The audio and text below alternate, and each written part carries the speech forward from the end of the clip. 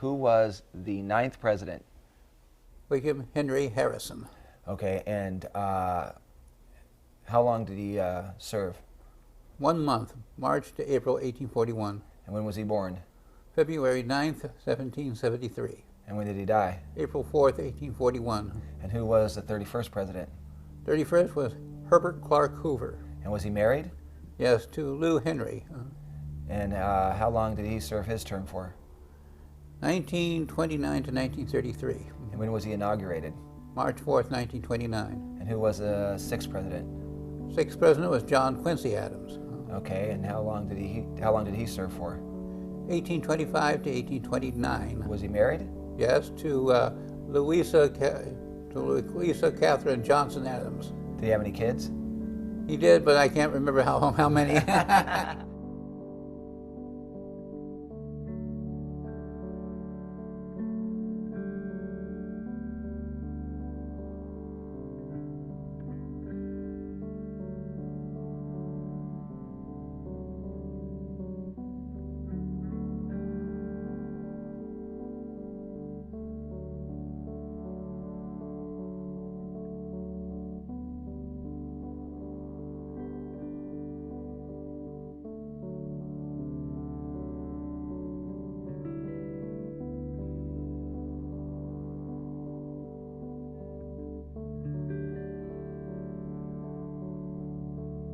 I was born on November 25th, 1948, in Santa Monica, California. I have 5 brothers and 3 sisters. Mom and Dad had their different opinions on how to handle my unique situation, because I had some pretty deep emotional problems. Basically, the acute shyness, which was devastating, because I could if I were walking down the street and somebody was walking towards me, to avoid that, I would cross the street. At the time, around about the age of 7 or 8, because I had problems in school. I didn't associate with the other kids. The school officials didn't know what to do with me about it. They talked to Mom and Dad, and suggested taking me to child psychologists. I went to about a dozen of them, and they came up with the fact that I still had the emotional problems. They also started saying that I was a little more slower than most people. I developed a heart condition. There was 3 holes in my heart. I had it for a few months, and that's the reason why they put me into the handicap school. Did you ever go to regular school?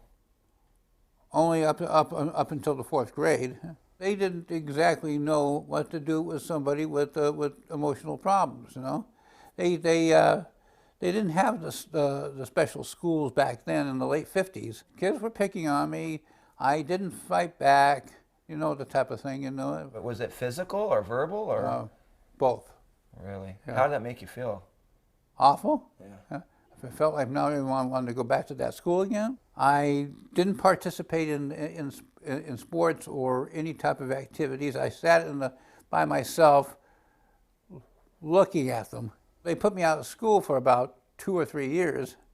They found out about the heart problem. They said, no, he wouldn't last very long with this in a normal school. We had to put him in now they had the schools for the handicapped, and I started to go there. And what kind of kids were there? The usual people who were crippled and things like that. At first it was frightening, but then I got used to it. I got used to me. They became more the normal than the regular school was.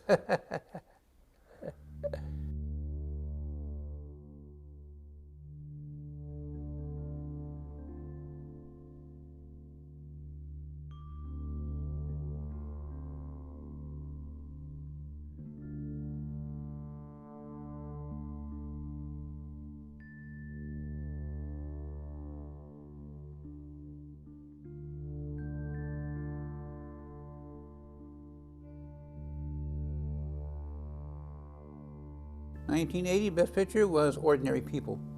Well, it was a dramatic film starring Mary Tyler Moore, Donald Sutherland, Judd Hirsch, Timothy Hutton, and Elizabeth McGovern. 68 was Oliver, British musical. 72 was The Godfather. Crime drama starring, based on the book by Mario Puzo, starring Marlon Brando, Al Pacino, James Caan, Robert Duvall, Diane Keaton, and Richard Castellano. And who was the director? Francis Ford Coppola. But he did not win his director Oscar until for part 2. Oh, he did. Bob Fosse won that year for Cabaret.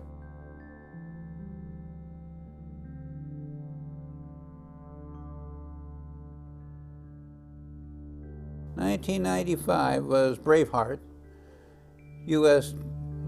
New Zealand biographical adventure drama, starring Mel Gibson, Patrick McGowan. Let's see, who was it? Okay, Sophie Marceau, Catherine McCormick, Angus McFadden, and Eric Gleason. And who was the director? Mel Gibson, and he won for Best Director. 18th president was Ulysses Simpson Grant. You told me that already. Yeah, I know. Well, you asked, so I'm going to answer it.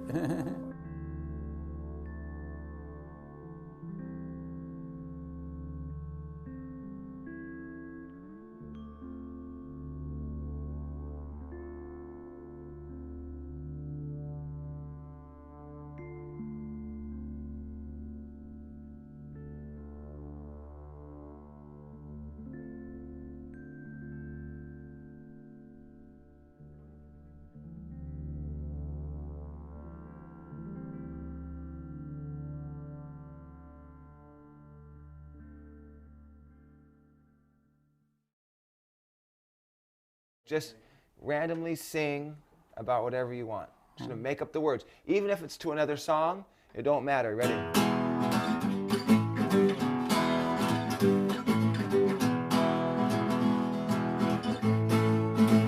I can't even think of one right now. What can I say? I am a wild one. What can I say? I am a wild one. But I can't even think anymore. Follow your heart.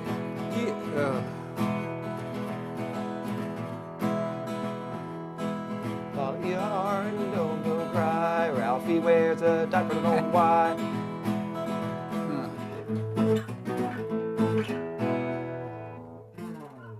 Stressed out, buddy? No, it's just I can't think. So. Well, you know you can't think, Ralph. I want to do it, but it's.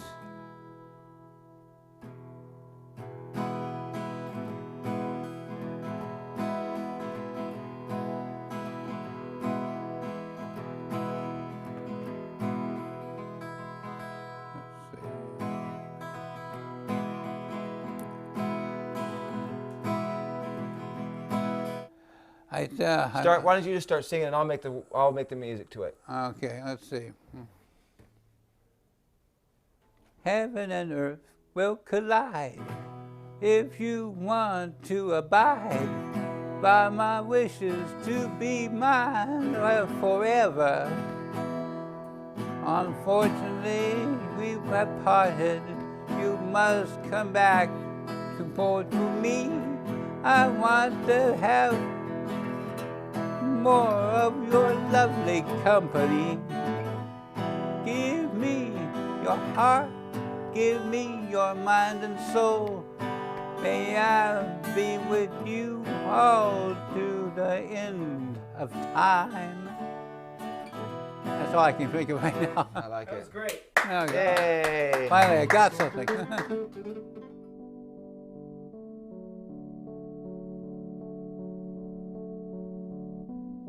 Walking to me, it was like what running was to Forrest Gump,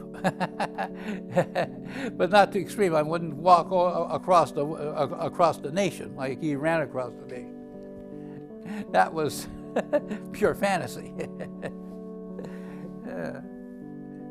But I've taken long walks where I find myself miles away, but I don't And if I get tired, I get right on the bus and come right back home. But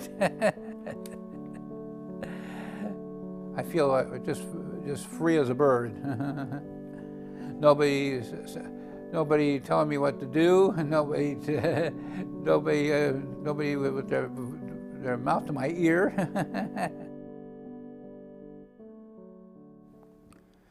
To me, comic books have been a source of entertainment for as long as I started reading comic books regularly way about 45 years ago, back in '62, when I read my first Superman comic book. Superheroes were larger-than-life characters that were created to give basically children a sense of awe, you know. And even adults found them a little more entertaining than most things. So who's your favorite superhero?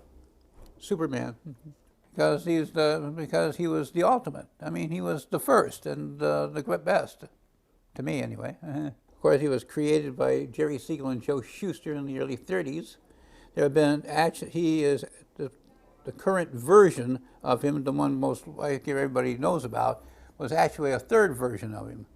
How he died, he was fighting a character called Doomsday, and they both killed each other in that one issue of Superman number 75. Oh, that was something else. What's in the bag, Ralph? Oh, comic book. Well, the main one I got here is called Justice Society of America. That was the first super team, a team of superheroes that were made up. Their membership was made up of already established characters that were appearing in the DC comic books. Mostly the ones that didn't star in their own comic book series, but appeared in what was called the anthology comics. I was watching an episode of Jeopardy, and they had a clue on about different types of leagues in both in the real world and in literature, and had one clue, and both the host Alex Trebek and the contestant who got the answer, he says, "What is the Justice League?" And Trebek goes, "Yeah, the Justice League of America."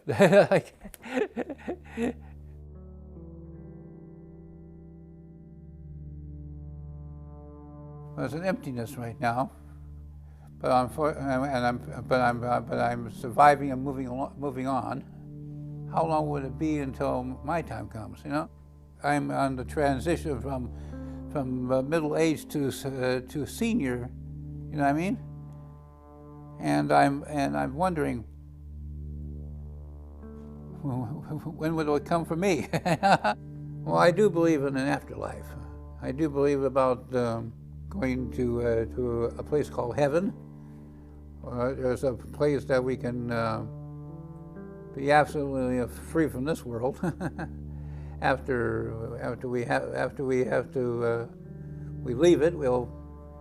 I have always been believing in that instant, and I mean in that sense, being free. You know, just being free of